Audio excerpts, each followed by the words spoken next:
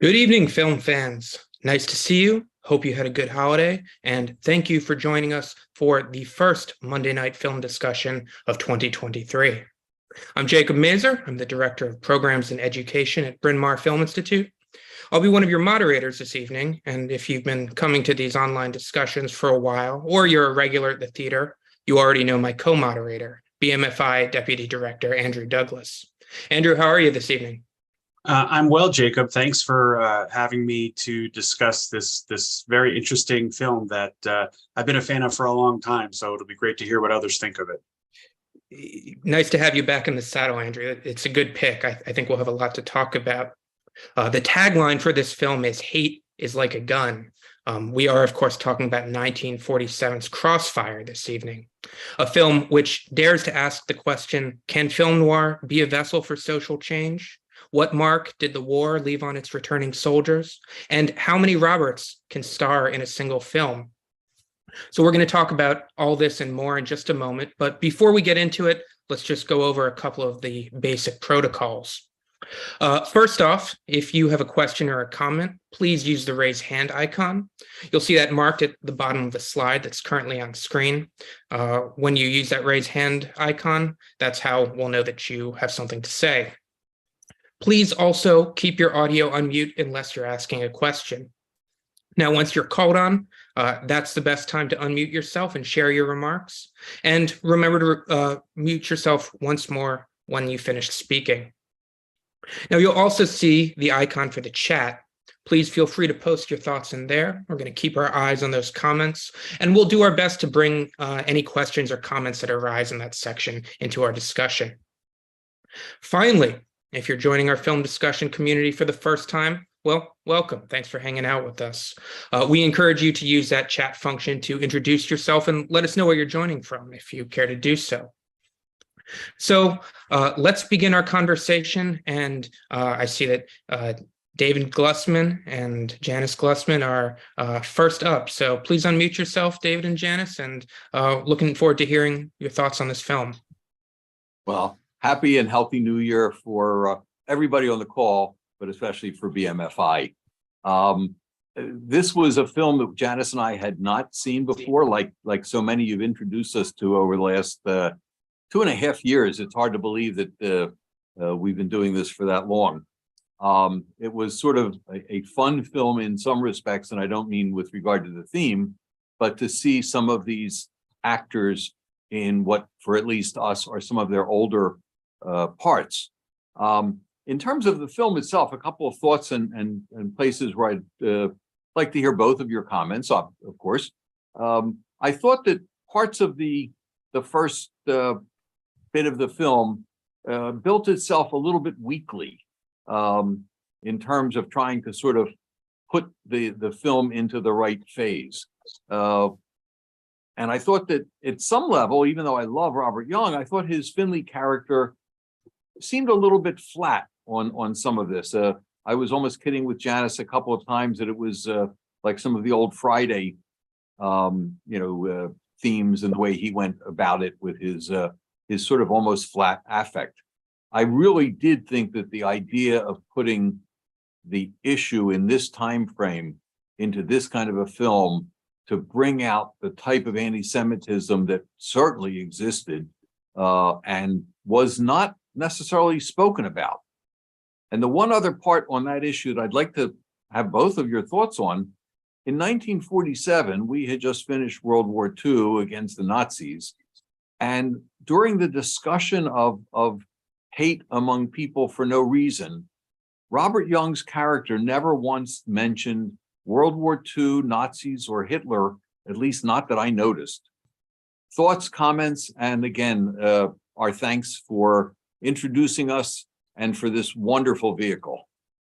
Well, thanks, David. I appreciate your bringing those thoughts to the table. You've posed a question about the structure of the film and about some of the performances in it, the sort of affect of our detective character, as well as the role of the war in it. So, Andrew, let me turn things over to you. Any thoughts? Well, I think the observation about how it's unusual they didn't mention World War II, which many people would say was, well, let's just say that hatred, particularly anti-Semitism, but hatred of other groups as well, was a major factor in or element of. I think that's very interesting. I honestly hadn't really thought about that until you just mentioned it, and I've taught and shown this film a dozen times, and I think I probably have an answer as to why it's not brought up, which is that it only runs the risk of further alienating potential audiences. And the whole point of this movie, not the whole point of this movie is about anti-Semitism, but that anti-Semitism is wrapped not only in the packaging of a murder mystery and a crime thriller with noir elements, it's also wrapped in the packaging of being just like every other form of bigotry there is, or perhaps more effectively, whatever form of bigotry would bother you, the viewer. And to reference World War II, to reference the notion in some circles that would have been controversial in some circles, to suggest even remotely that World War II was fought to help Jewish people, to help any of the other groups of people that the Nazis were trying to attack and exterminate, to suggest that it wasn't fought for reasons other than purely sort of American self-interest, while certainly true and worth discussing and a factor, would have pushed away or turned off some of the audience, when this movie is very much all about trying to make this topic palatable to as many people as is remotely possible. And so that's why Finley makes this point at the end about hatred of any group sort of being a problem for every group sort of deal. That's why he starts with a group like the Irish, who, it's certainly true, faced that sort of discrimination when they first became a significant portion of the American population, but by the 1940s would have been not entirely embraced, but among the more embraced sort of later immigrant groups. So I think that's why World War II isn't mentioned, although you'll notice there's a nice picture of FDR up on the wall of his office. We've got the Capitol building in the background. He's got the Declaration of Independence on his wall.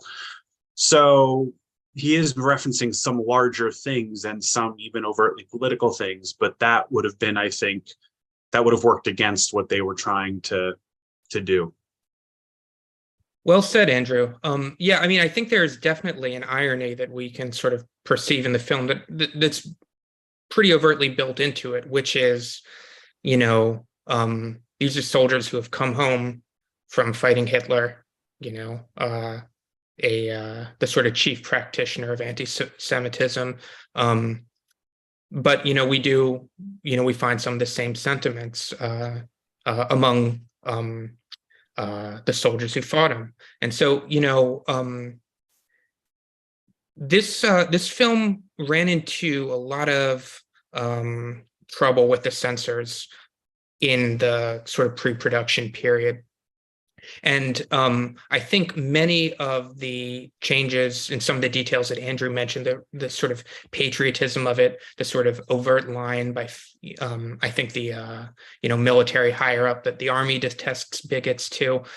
I think many of those were introduced in order to sort of placate the censors and sort of take off what was perceived as some of the sharper issues or things that would have felt, particularly critical of, the armed forces, perhaps, or, sort of broader American sentiment. I do want to read you an interesting quote that I found from the producer of the film, Adrian Scott, who wrote the following in a memo to somebody else at the studio.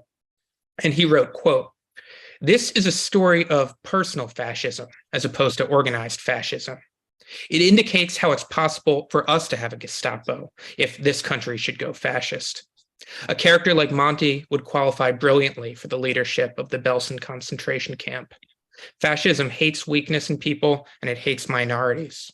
So, I mean, this comparison was not lost on, the folks behind the scenes. Another sort of interesting exclusion from the film is that there's sort of we don't really get any mention of racial prejudice, which is obviously a sort of big part of American culture at this time. Interestingly, the original script did touch on racial discrimination against African Americans. I don't know the ins and outs of how that was excised, but my guess is that that was a sort of censorship bargain too. We'll move on. Go ahead, Andrew. I don't want to forget to touch on David's other points. Yes. But before I do, it is interesting that, of course, this is the year before Truman will desegregate the armed forces. So the Army can't really at this point sort of get involved or make a stand against racial discrimination, at least not as cleanly or nominally as it would be able to a year later. And of course, I'm reminded that FDR's picture's on Finley's wall, but he's not president anymore, hasn't been president for 2 years or so. So that's interesting too.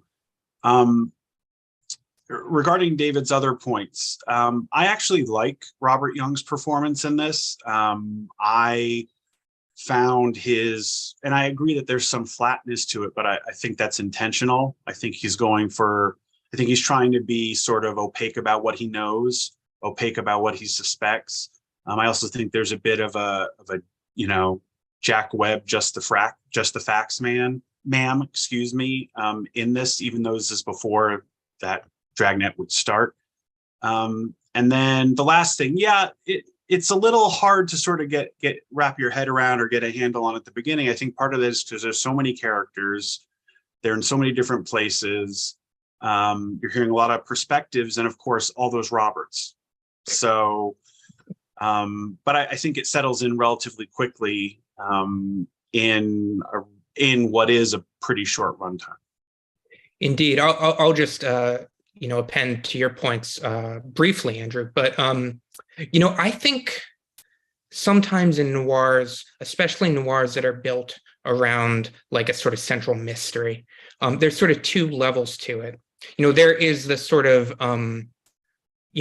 functional plot hook. Who done it? That's the one that we have here. Who killed Sam? And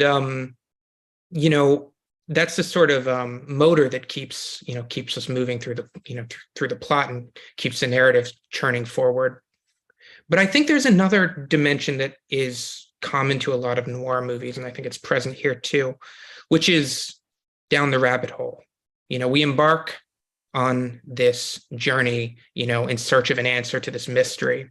But along the way, we explore a part of the world, a part of our society, its underbelly, its sordid corners that, would otherwise not, be brought into the light. And, I think there's an element of that here. I think we do meet a lot of interesting characters and observe some other things along the way. So perhaps, in the course of our discussion, we'll talk more about what we do encounter along the way. But at this point, I think we should move on to our next question. And I see that Suzanne Swan has her hand raised. Suzanne, please unmute yourself. Tell us what's on your mind. Hi, yes, thank you. I wanted to respond to the absence of World War II or any mention of it. And I'll preface my input by saying I do have a military background, and I kind of assumed, based on that the war was there but unspoken, because we have a bunch of people in military uniform, but they're obviously just arrived, kind of on their way home, which to me speaks of demobilization, which would be done in a major port. And I believe the film is set in New York City. Is that right? It's set in Washington, D.C. Oh, all right. Well, anyway, you would come into the United States in a major port, and there are ports close to D.C. So not as plausible perhaps as New York, but still doable. So because of my background, I just assumed that, okay, these were soldiers who've been demobilized. They're very tight. They know each other. They have some history. And the only way you get that is from serving together. And I didn't think it was obvious that it could have certainly been set in 45 or 46 and actually the demobilization went on after that anyway. So I did want to make that point that it was not there to me because of those factors. And I also want to say, I think Robert Young, the way he played the role to me was as someone who's calm and rational, intellectual, to sort of juxtapose the emotional, rabidly racist, biased character who commits the crime. So to me, it was sort of yin and yang, if you will. One person does the crime, one person solves the crime, and they differ 180 degrees in their affect. Okay, that was it. Thank you. Thanks, Suzanne. Andrew, your thoughts? Yeah, I mean, I think that's a terrific point. I mean, a lot of times movies like this will sort of not just draw one stark opposition, mainly, in this case, namely anti-Semitic and not anti-Semitic, or murderer and not murderer, but they'll sort of construct a whole sort of web of oppositions.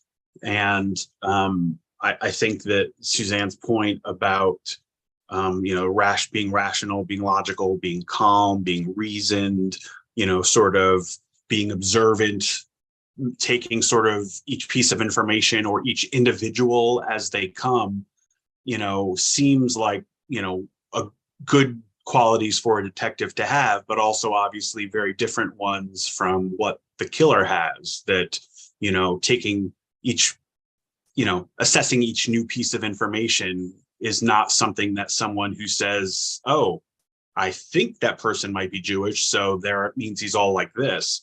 So it's just another contrast to be drawn. I also think that this film is, I think the points about this being during demobilization are very well taken. In fact, we know it's at least 46 and the movie comes out in 47. Usually when a movie comes out in a particular year, unless they go to some length to either strongly suggest or clearly indicate it's set at another time, we typically assume it's set when it's released, more or less. But we know it's at least 46 because they talk about Samuels having been wounded in Okinawa in August, it looks like August of 45, I think is what it said. And this presumably takes place the following year based on how they were talking about it. So it is 46, 47. So, I think that's right on. I think you're onto something there, Andrew. In many ways, I think a big part of this film is about the effect that, or the position that these soldiers find themselves in, having come back from the war and being in this demobilization process. And we see people we see our various characters in different places with it. Certainly, we have Robert Ryan's character Monty, who is is a sort of kind of in an emotional, jagged state that sort of plays off of Finley's, relative stoicism, and we wonder if perhaps his the sort of bigoted or violent tendencies that he brought with him, or the sort of hateful tendencies that he seems to have had in him all along, were stoked by his experiences within the war. But he's not the only one going through something, or he's not the only one who's in a weird spot. We also have Mitchell, of course, who is undergoing some kind of emotional meltdown, and seems to be having a really difficult time sort of reintegrating back into civilian life, or is sort of not sure what he's going to do with himself with the, returning to that role, whether he can resume the kind of life that he used to have. Even Robert Mitchum's character, Keeley, is, he's Mitchum, the coolest of cucumbers always, famously so.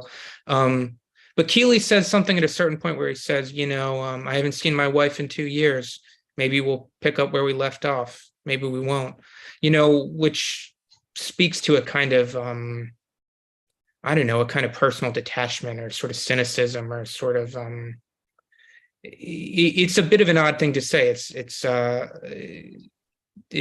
kind of unusual sentiment to hear. You look like you have a thought, Andrew. Well, it just, and I think we can add to this list Samuels himself, right? Absolutely. I think we can assume that, he was wounded, he was discharged. He must have had some challenges transitioning, because I think that's the best indication or best explanation for why his girlfriend and himself are so sympathetic toward Mitchell. The idea that they see this guy who's clearly struggling, and they feel like, a little, conversation, a little human contact with someone who we don't know at the time, but we later learn has probably been through something similar, might make a difference for him. And of course, this movie comes out a year after The Best Years of Our Lives, which is a movie everyone would have been aware of who went to see this in 1947, and aware of, the reason the movie's still well known today is for its frank, particularly for the time, depiction of those challenges of coming home. And so I think those things are all swirling around or part of this movie. Absolutely. Absolutely, yeah. The sort of post-war hangover. Samuels speaks to it. He says, I wrote it down. We spent all our time hating, the enemy, focusing on defeating the enemy, and now we sort of don't know where to put that. Exactly. And sometimes, some of us sometimes might put it towards ourselves. And maybe that's what you're doing, he says to Mitchell, something to that effect. Right. So, we see this sort of crisis of purpose. With it, we see the sort of effects of the sort of dislocation or the sort of disintegration of the family unit that plays out in a couple places in the film. Trauma as well. So these are certainly some things in the mix. Let's move on to Mike Poteet. Mike, please unmute yourself. Tell us what's on. Thank you for introducing me to this film. I did not know it, and just picking up on people's comments about Robert Young's performance. I like what Suzanne said about the relative flatness of Finley being a juxtaposition to Monty, but I also think it might be so that Robert Young has something to build to by the end of the film, when he's giving his history lesson to Leroy, because he does seem animated, or at least more animated, more impassioned than he has been throughout the film before. And I also noticed how his office, which we'd only ever seen in darkness up to that point, I saw the picture of FDR, but didn't see the framed Declaration of Independence on the other wall. And of course, couldn't see the Capitol Dome until the sun comes up the morning he's solved the case. And I was also struck by the absence of racism in the film, or in terms of against African Americans. But I wondered, I was watching it with subtitles, as I watch almost everything, and in the scene where Mitchell meets Jenny in the club, the music there is a song called Shine, and the line that my captions at least put up on the screen were something about, though my complexion is dusky. I couldn't find out anything in just some brief Googling about that song. So I wondered if maybe either of you knew something about it and why it was chosen for the film. And one more point, and then I'll mute myself, because I'm always interested when people in movies watch movies. That diegetic music in the movie theater, it's the music to the film that is on the screen in that theater, but it seems to swell appropriately at two romantic spots in that scene. And I wonder if maybe you could just comment about the use of music in this film. There's not very much of it, as I recall, but it seems like maybe when it's there for particular purposes. Well spotted, Mike. Andrew, what do you think? Yeah, just to give people who might not be familiar with the term a bit of explanation, Mike talked about diegetic music. So when we watch a movie and the movie has a score, and that soundtrack is there just for our benefit as viewers, that's considered non-diegetic because it is outside the world of the film. The characters in the film can't hear it, they're not aware of it, what have you. When there is music within the world of the film, like a character turns on the car radio, or in this case, the characters are in a movie theater, the movie is playing, and that movie has music, that's called diegetic music. And this is a movie that I don't think has any non-diegetic music. So it very sort of cannily, I think, has a couple of emotional moments that take place in that movie theater. So, you know, when Mitchell sees his wife again for the first time, we're able to have that romantic swell when they embrace and kiss, which wouldn't fit with the rest of the film because the rest of the film doesn't have a score really. But in there's sort of the excuse of the movie playing, and it's very smart. It's smart of the filmmakers to do it, and it was smart of Mike to pick up on it. I just think, you know, the things I've read and heard are that this movie was made really quickly. This, I mean, for one thing, this would have been considered a B picture at the time, a budget of at most $500,000, shot less than a month. Dmytryk shot it even quicker than that. And it's not clear to me exactly entirely why he was in such a rush. I don't think there was any direct competition with getting ahead of Gentleman's Agreement, the other movie, of course, that comes out that year about anti-Semitism. But in any case, having a score would have made the process of getting the film out from the time shooting was done till its release taken a little bit longer. But frankly, I don't think it was probably a choice like that. I think it didn't fit the tone and the mood. This is a pretty spare production across the board. Pretty raw and stripped down as these things go, and having a soundtrack doesn't really fit with that. Yeah, I mean, just to chime in with a piece of trivia before I come back to the point, I believe that Robert Young had a scheduling commitment, and so his one of the conditions for his participation was that they had to be done by a certain point, and that was some of the urgency. But you know, in many ways, I think I don't know, the sort of leanness of the film kind of leads it to some pretty cool and interesting stylistic choices. Andrew, you spoke well, I think, about the effect of the soundtrack in the movie theater. I wish I had more insight about the dance with Gloria Graham outside the club. One thing that I wanted to mention, though, while we are on the subject of movie theaters, is just, I don't know, you know, we were talking a moment ago about the sort of soldiers in the process of demobilization kind of being in this interregnum between, you know, wartime and, you know, a sort of full return to civilian life. And you know, not all, but many of the places, you know, the locations, I mean, that we find ourselves in this film are these sort of in between places, you know, hotels, bars, you know, this sort of, you know, taxi dance joint, and of course the movie theater. You know, a place where people it has a real sort of Edward Hopper, you know, Nighthawkish kind of vibe to it. Places for people who are in between, you know, who need to be somewhere but don't really have somewhere to be, or you know, don't have somewhere to belong just yet. The movie theater is an appropriate setting. Andrew, it makes me wonder if we ought to keep one of our theaters open, you know, through the night in case, you know, anybody who's on the run from a murder that they didn't commit needs a place to hunker down. Could be a little extra hustle. Maybe we can get a grant for that. If anyone knows, I think so. In any organizations that are interested in funding nonprofit liminal spaces, let us know. Absolutely, yeah. The Nighthawking Foundation. Let's move on to Donald Leonard. Donald, please unmute yourself. Looking forward to hearing your thoughts. Yes, Jacob and Andrew.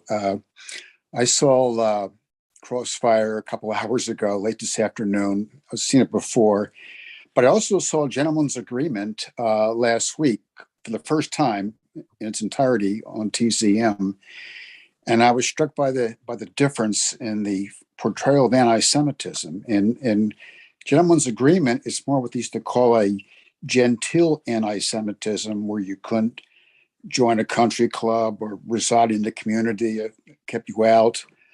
But it was more pervasive on that scale.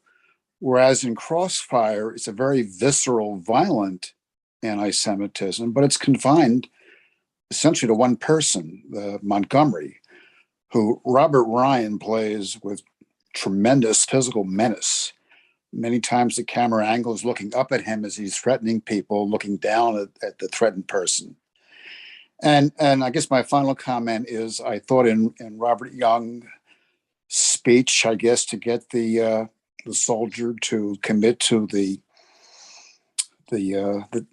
tactic to implicate Montgomery, he mentions fear and hatred as the source of the hatred of certain groups, and they kind of go with two sides of the same coin. You fear what you hate, and you hate what you fear. And unfortunately, we're seeing that today in certain places. So thanks, fellas. Thanks, Donald. Donald raised the point about the comparison to Gentleman's Agreement, the film that beat out Crossfire for the Oscar, although both were nominated, both sort of social issue films dealing with anti-Semitism. Andrew, what do you think? Yeah, I mean, I think it's great that movies can have a different take on the same issue, and they're very different pictures. I mean, other than having that core hatred at their center, they're very different pictures, and I think that's smart. It reminds me, of course, of 1955, when you have two pictures that we both all are at least aware of that deal with juvenile delinquency: Rebel Without a Cause and Blackboard Jungle. Blackboard Jungle being the more of the Crossfire analog. Having bad things happen in places where you quote unquote think bad things or expect bad things to happen. The city. In the case of Crossfire, sort of late at night in hotels and dance clubs and things like that. And of course, Rebel Without a Cause, the problems happening in a place where they're quote unquote not supposed to, among the affluent, right?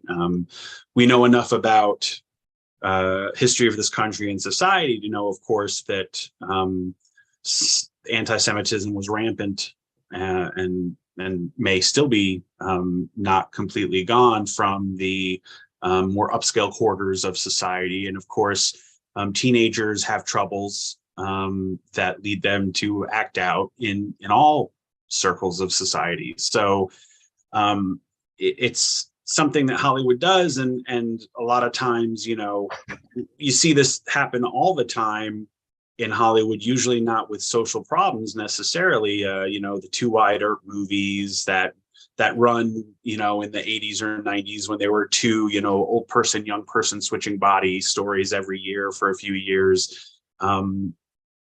And sometimes it seems like it's sort of based on sort of crass commercialism. I think in this case of Crossfire and Gentleman's Agreement, it really has less to do with commercialism, although certainly that's a factor, right? That, Gentleman's Agreement's based on a novel, and Hollywood saw successful and acclaimed novels as really great and valuable fodder for their movies. And Crossfire, of course, is in that noir style and a crime film, which are doing very well at the time. But I think it's more sort of also we have to add in the historical factors of Hollywood feeling a bit more freedom and being a bit more bolder in the issues it's willing to take on after World War II in a way they hadn't felt before. And of course, that's not a factor, pretty much after the 1960s, when Hollywood can almost put whatever it wants to on the screen. But here I think that's an added factor. The industry's changing. They feel more latitude in terms of content. And so decided to take that freedom and make stories about this issue. Thanks for filling in some of that, Andrew. I wanted to follow up on one thing that you said, Donald, which was that Robert Ryan's character, Monty, is the only character who expresses anti-Semitism in the film. Now, I think that's accurate, but I don't think it's the whole picture, because there is another character in the film who sort of fits into the scheme of how violence like this can happen and be enabled. And that is it Leroy, the fellow from Tennessee? Leroy, the fellow who's seems to be a younger man, sort of more reserved and less assertive man, who's bullied by Monty, who ultimately is convinced to help the authorities get him, but takes some convincing. And his attitude at the sort of outset of the proposition is I don't want to get involved. And I think,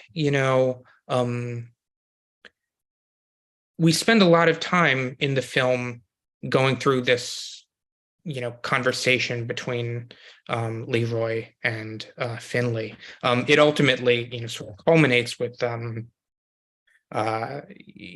Finley's sort of slightly on the nose monologue about, racial prejudice and, if it's one group one day, it'll be another group the next day and so forth. But I mean, the fact that we spend so much time with this character who sort of recognizes this issue, but but maybe their first instinct is it's got nothing to do with me, or I don't want to get involved. I do think that's significant, especially in a scenario involving soldiers who are back from World War II, and and in a sort of macro context in a nation that's sort of still grappling with what happened in the Second World War. And I don't know how widespread the study of fascism was and how much that was in the cultural discourse, but so perhaps I'm looking at it from a modern perspective. But certainly one thing that we think about when we think about what happened in Germany and what's happened in other, oppressive and authoritarian regimes is that, there's a part of the equation that is, assertive bigots and, assertive violent people. But there's also a sort of role of the passive people who sort of let it happen, or whose attitude might be not to get involved until it's too late. And so, I mean, I think we see Leroy, I would argue, kind of on a crossroads in that context.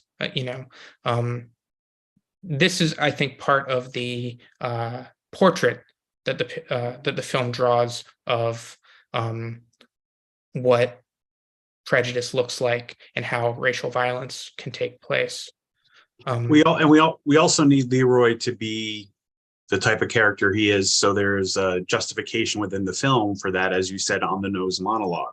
Absolutely. Right? They're not just talking to Leroy there, they're talking to everybody they anticipate in the audience who doesn't really sort of get why this is such a big deal. Most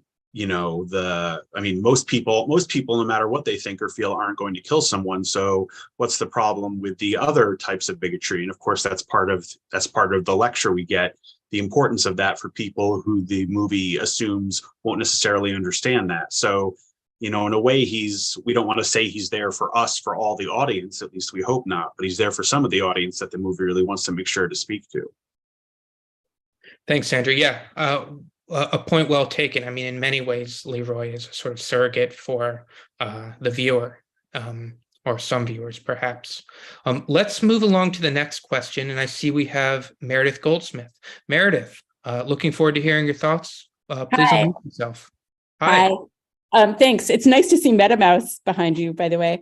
It's a great book. I have a couple of comments and a couple of questions. I thought the Adrian Scott quote is very interesting because of the different kinds of sort of fascism and biases that seem to be at play in the movie. And part of, like, the first thing I wanted to mention is that the MPs, I thought, I had no idea like what kind of costuming or what an MP would wear, but my first thought was fascistic with the sash and like the breeches that they're wearing. Like, my first thought was like they look like Nazis when the guy is coming out of the bar, and he sees Mitchell. And then I had a couple comments I wanted to make about Sam. I thought it was very interesting that he's listening to like a Vienna waltz, when Mitchell comes to the apartment.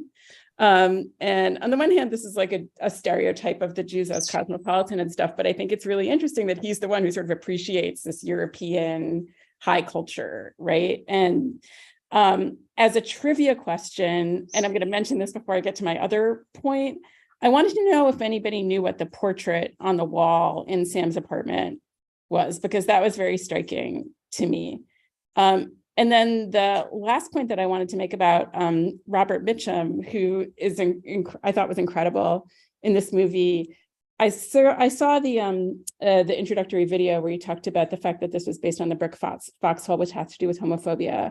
And I did find this performance like just slightly homoerotic, like when Mitchum is just kind of leaning over these other men. And there's a moment where he says like another guy is like not my type. And then at the end, when he invites the other guy out for a cup of coffee, like I just wondered if the film was gesturing, toward these issues in a way, because as you mentioned, it had a lot of issues with the censors, and that probably wouldn't have been something that they could have talked about, in a film at that moment. Thanks, Meredith. Lots of good stuff there. Andrew, do you want to pick up?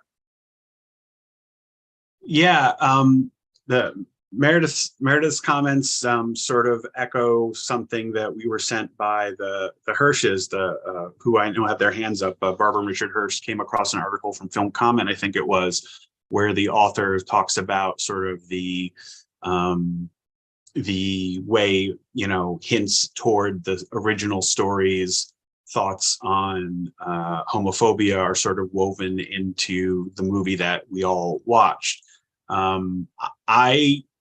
I'm always reluctant to sort of go down that road, primarily for two reasons. One being that it's hard for us to, as viewers today, to put ourselves in the mindset of the viewers or makers of 75 years ago. And the other reason being that a lot of behaviors that are now seen as something other than strictly politeness or collegiality or neighborliness were at the time, years and decades and years past, just seen that way. And so I'm reluctant. We live in a time of tremendous isolation and anti-socialism, and we're not, I'm sorry, antisocial behavior, not anti-socialism. And we're all sort of told, particularly in the last 4 years, about the dangers of sort of commingling with people you don't know and things like that. And so I think we're all in the mindset that the sort of, I could be accused of being the opposite, of sort of having a false sense of nostalgia that people used to be more friendly and more neighborly and all that. So I'm reluctant to,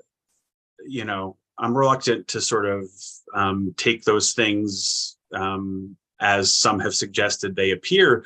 Though I will admit that when Mitchum takes Leroy for that cup of coffee, it seems like, granted, I would walk down the sidewalk with my son that way, and they're not father and son, but but clearly Leroy is a younger, more naive sort of person. So it's hard to say, but there might be something to this. I don't personally see it, but a number of people have. So, we have at least should probably give it some thought. Thanks, Andrew. Meredith, lots of good points. I wish I knew what the portrait was. I'm going to have to do a little digging there. And well spotted with the Viennese waltz too. As you say, it sort of touches on a sort of stereotype of the kind of decadent cosmopolitan Jew that was targeted or made out to be the sort of downfall of all civilization by the fascists. To the question of the queer context, I can fill in a little bit of historical detail, which is to say that one of the preconditions for the film being made was that there was no reference to homosexuality whatsoever. This was explicitly articulated by Joseph Breen, who was, the sort of head honcho at the in terms of enforcing the production code. And that was a mandate fairly early in the process. I think, even before it was clear that the film would in fact be made. But as you say, the source text does deal with the murder of a homosexual man, not a Jewish man. I can certainly see some queer overtones to some of the behaviors between the men. Maybe Mitchum Leroy at the end. Perhaps two in the bar between Sam and Mitchell.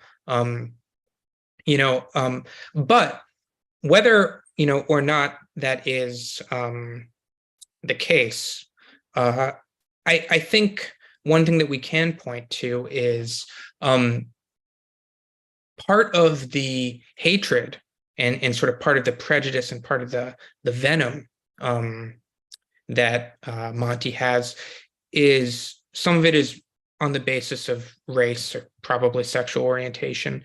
But it's also, I think, against a sort of perceived kind of weakness. He talks a lot about, these men who, we know, found a way to sit out the war. And he sort of scoffs at, oh, he's the sensitive type, and this is something that we, I think too, is a sort of nod to the European fascists, the sort of contempt for weakness, a sort of veneration of a very forceful,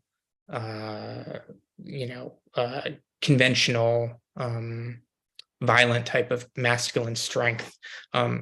So the characters who don't necessarily adhere to that kind of masculinity also are subjects of contempt from Monty. I think that's a piece of it as well. I think we'll move on to our next hand now, which I see is from Gus, an old friend. Good to see you, Gus. Please unmute yourself. Looking forward to hearing your thoughts. Yeah, it's nice to see both you and Andrew again. I just want to thank both of you. I had not seen this film, and I really liked it, and it really seemed timely to me to the current time.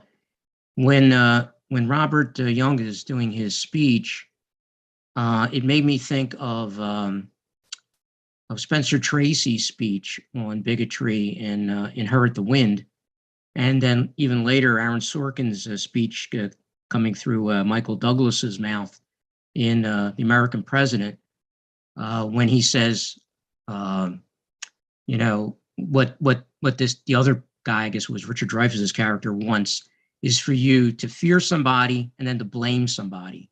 And, that seems to resonate a great deal with the way the Jews were treated by the Nazis. So the other thing is I really liked, Jacob, your comment about these people being in between and not being at home. I did not notice that when I was watching it. And now that you say it, it really rings true to me. And the other thing I wanted to say was I wanted to follow up on the camera angle comment. The one that really hit me was when Monty's character, he drops the piece of paper and he looks down, on the what's his name is Leroy. It it really showed that feeling of superiority. And if you have any other comments about the cinematography, I'd like to hear them. Thanks, Gus. I'm so glad you brought up that point. Yes, this is a film that is full of the kind of expressionistic cinematography that noir is famous for, both the sort of chiaroscuro, harsh black and white, the stylized shadows, as well as some of these kind of unusual camera angles that sort of give the feeling of the action a kind of otherworldly or uncanny feeling. Andrew, what do you make of it?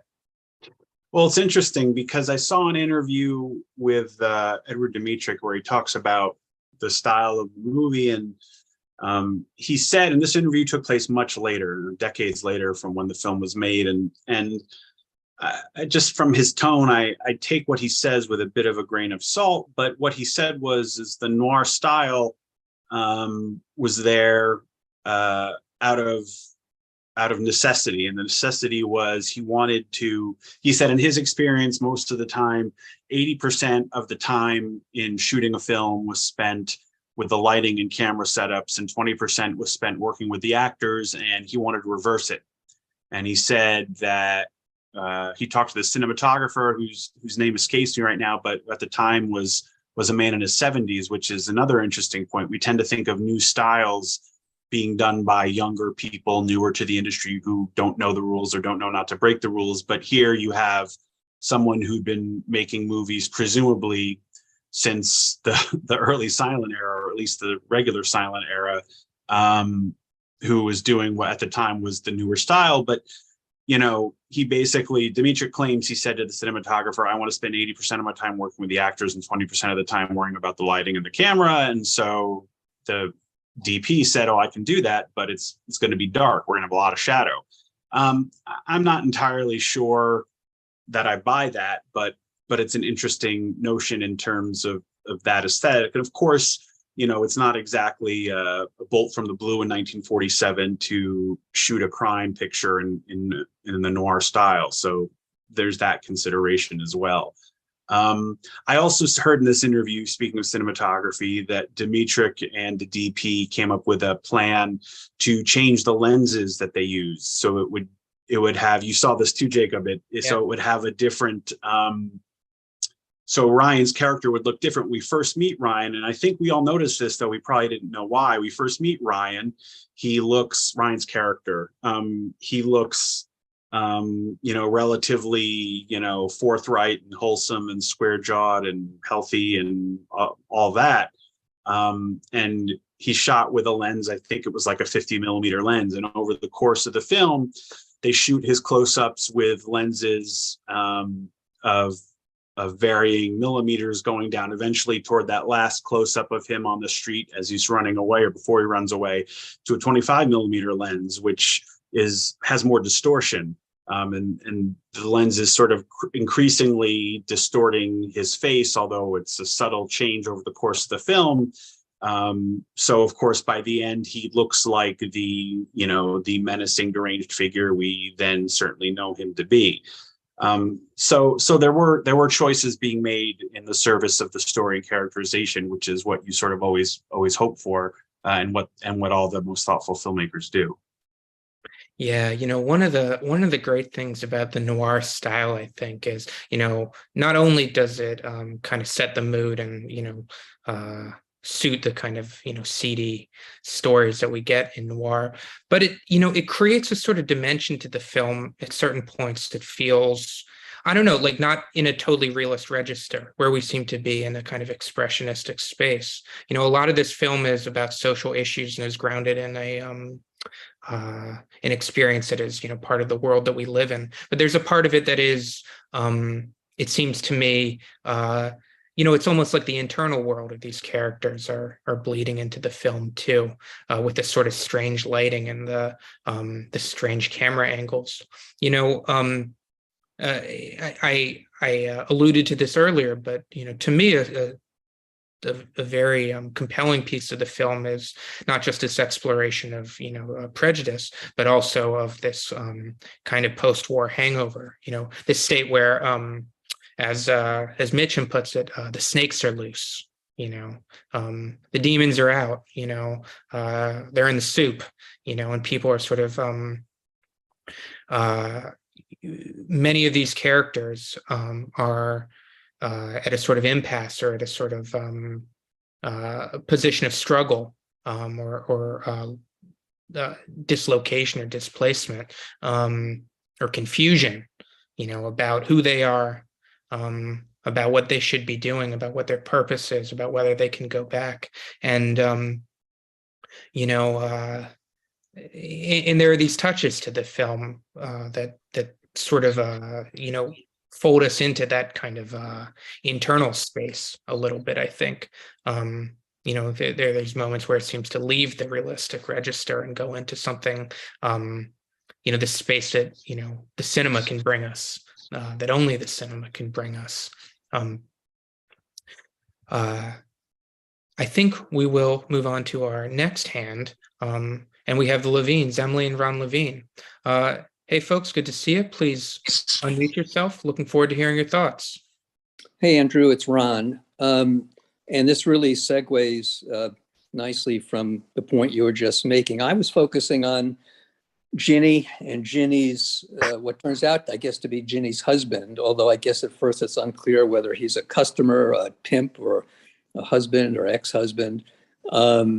and the scene in which Ginny, her husband, and the detective and Mitchell are all there, neither Ginny nor the husband really provide ultimately an alibi.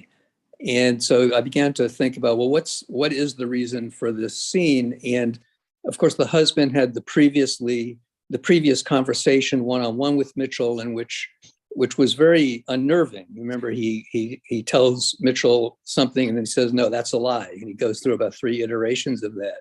And it strikes me that perhaps that's really, again, in a much more vivid way, reflecting the dislocation of war and its impact on marriage and on economics. The fact that Ginny has to be a bar girl. But I'd be interested to hear what you guys have to say. So glad you brought this up, Ron. Yes, I'm glad that we got a chance to talk about Ginny and also about this very strange fellow who, to me at least, feels like he also is not like totally in a realist register. There's something kind of uncanny and strange about him.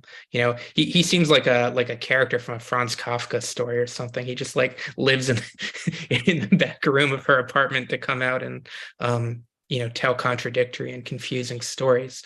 But Ginny's character is very interesting too, and she has an interesting encounter with the other major female character in the film, Mitchell's wife. We should talk about her. Andrea, what was your take on Ginny on her strange companion? Yeah, Mike Poteet had emailed about this too, as to whether that man is supposed to be her pimp. I don't see that. I don't know a lot about that world, but my understanding is that she would be afraid of him if he were, and she seems to not be the least bit afraid of him. In fact, he says it's a lie that they're married, but she sure treats him like he's her no good husband. And so I think that's a possibility. But the question that Ron asked is the question that we should all always ask, which is, why is this in the movie, right? I mean, we don't want to ask that to a point where we stop watching the movie, but particularly in like a Hollywood genre movie of the 40s, there's nothing, I mean, this isn't the Coen brothers, right? There's nothing in there that's just in there for color or context or creativity. Everything's in there for a reason. So why is this guy in there? And I wish I had a good answer, but I don't. A couple of possible things for me that I could suggest would be, one, to me, he makes all the other men, with the exception of Montgomery, seem a lot better and a lot more normal. I think that's one thing. I think the other thing is the character bothers to say, and I don't know if we can take this as truth or not, that he was in the army and he washed out. And so I think that says something about, it's a way to sort of say that, people who are in the army, most of them anyway, are a cut of bud or above or made of sterner stuff or something like that, which I could imagine being a point the army would prefer being there, and the censors might as well. But I think that I think the character is in there. I think the Ginny character is in there for a host of reasons, to allow some of Mitchell's emotion to come out, to allow his vulnerability to come out, to to add a bit of realism that these men are not saints. I mean, he dances with her, he goes to her apartment, he kisses her, and he's a married man. And that in and of itself, the notion that he commits, he's unfaithful and the marriage presumably stays together, would have been one of the most revolutionary things about this movie at the time. A depiction of, well, I guess it wouldn't be considered a full-fledged adultery because it's just a kiss. He's unfaithful and he doesn't die, and the marriage doesn't end, and nobody's sort of horribly punished for it, which is a real progress in Hollywood terms in the 1940s. So those are some of the reasons why I think those characters might be there, but it's an interesting Interesting question. I don't have a satisfactory answer to. Yeah, I love Ginny, and I love Gloria Graham. This is really the beginning of her kind of sort of bad girl roles, if you'll excuse a sort of crude turn of phrase. It's what she would go on to kind of become famous for. And in fact, in an earlier discussion, we saw her in The Big Heat, where she's, in this sort of same position within the, structure of the story. One of the ways that I kind of think about Ginny is in the context of this film as a sort of exploration of America and the sort of community structure and social structures of America, in the immediate aftermath of the war. We've talked kind of throughout this conversation about the toll that's taken on the soldiers who are coming back, and the way that we see them sort of negotiating this re-entry.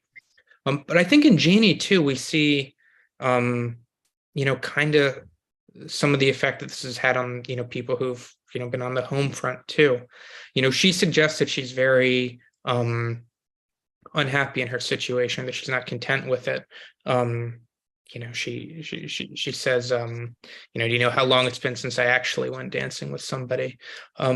It seems like, she's found herself kind of, there may be the kind of economic necessity to her doing what she's doing that is a byproduct of the war.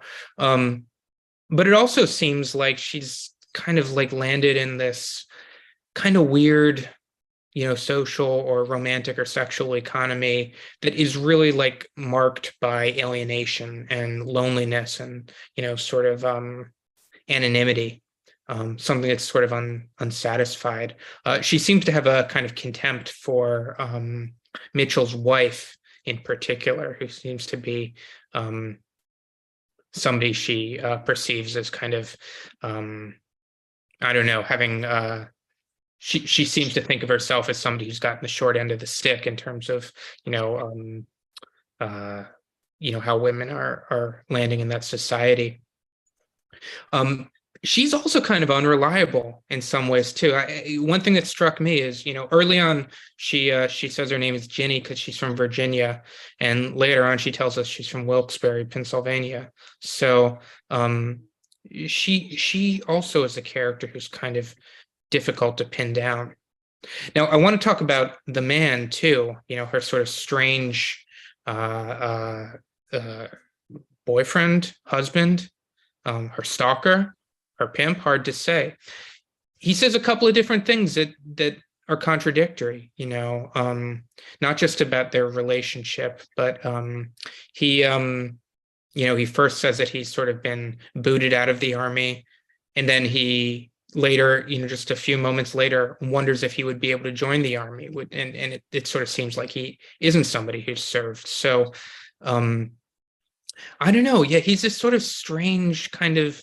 He seems to be a piece for me, of the film's kind of down the rabbit hole quality, this sort of strange figment of this world, maybe the ultimate, dislocated, post-war male, you look like you have a thought. Maybe we're meant to draw, just as you suggested, Jacob, and I think you're right, that there's meant to be some sort of point of comparison or contrast between Ginny and Mrs. Mitchell.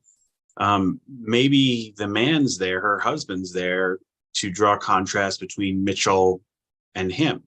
That Mitchell, despite all his sweaty confusion and wandering and disorientation, is still, someone who's trying to walk the line, so to speak, and who, despite seeming to be a bit, probably PTSD, suffering from that, he's in some ways much more tethered to not just reality, but the needs of others than that man is. So maybe that's part of it. Maybe Mitchell seems out there, but this guy is really out there, and Mitchell can be and is worth saving. And, he's not a fellow like this. That's, you're talking about the comparison of the two women made me think maybe that's why that man's there. It's on point. Mitchell's undergoing a personnel or an identity crisis, rather, that he sort of seems to, move towards resolving towards the end of the film, whereas the man is the identity crisis. He's a living identity crisis. We have time, I think, for just one more comment, and let's go to Janet Potter. Janet, tell us what's on your mind.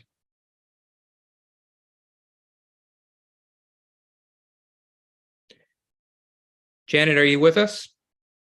If so, please unmute yourself. Looking forward to hearing your thoughts. Thank you.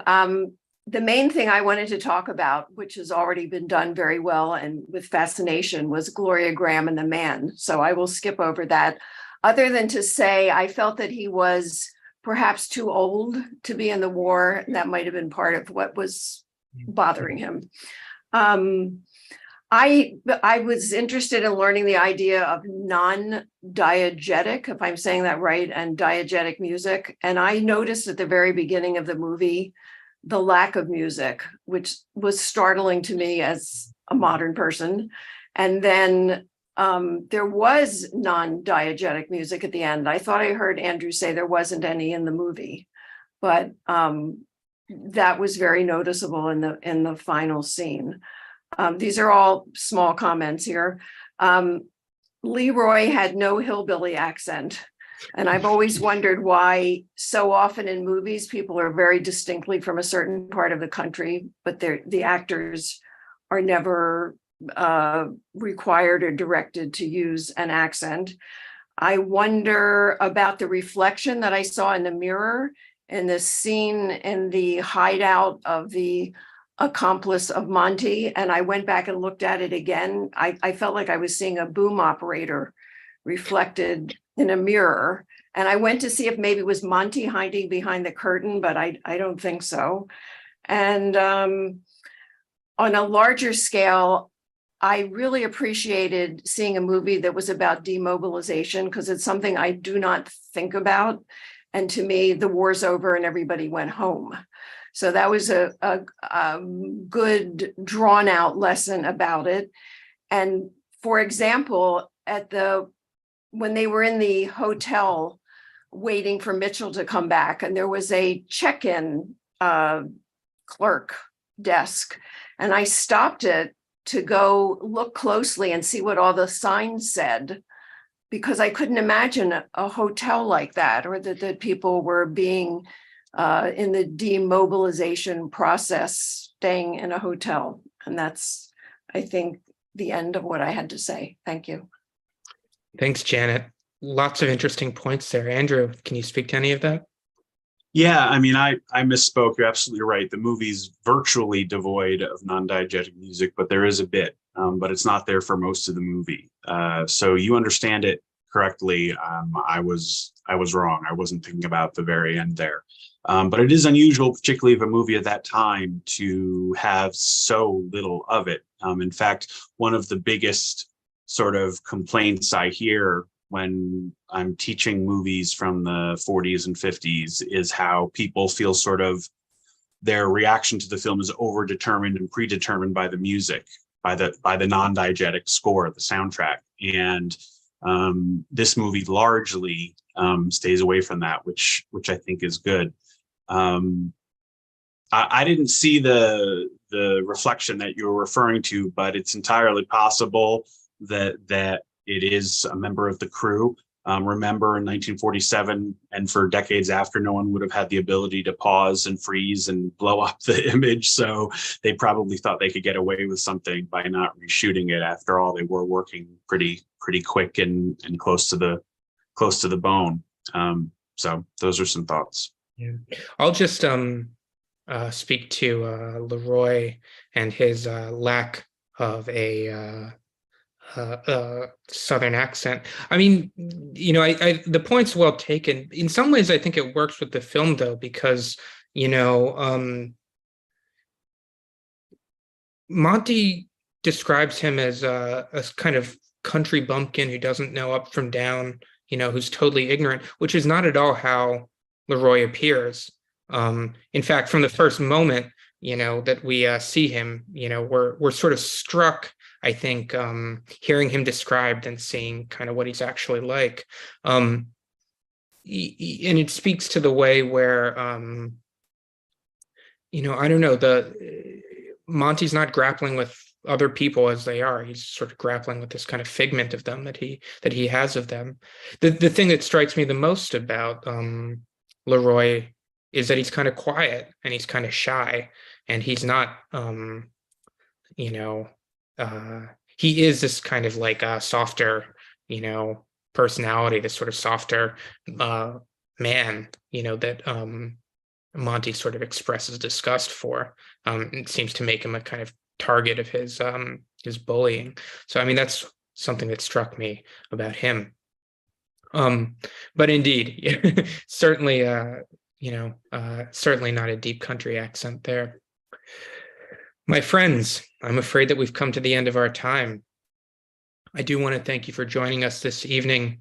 We will be back with our next film discussion on Monday, February 13th.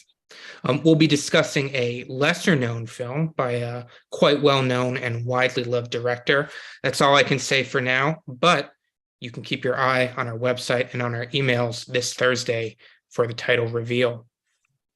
Jacob, before we go, could I just mention something? Absolutely. I put a link to the film comment article I mentioned in the chat. There's also a number of other interesting comments in the chat I would encourage folks to check out in our last few minutes before we go. Thanks, Andrew. Yes, the film comment article is quite interesting. It's worth a read. As you'll see on the screen, we will be starting up our early 2023 education season in a couple of weeks.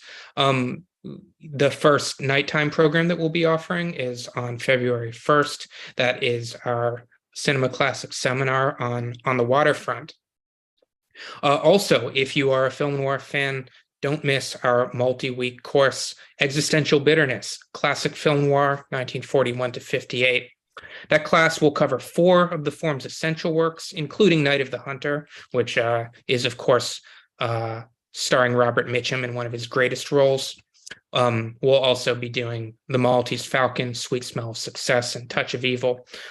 So don't miss those. And of course, if you want to skip the course and just come see the films, you can do that too.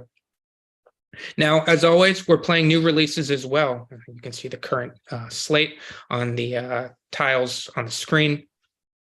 So if you want to learn more about what's playing at BMFI, what will be playing soon at BMFI, about all the education offerings and special programming and coming attractions, please do visit us online at brynmarfilm.org.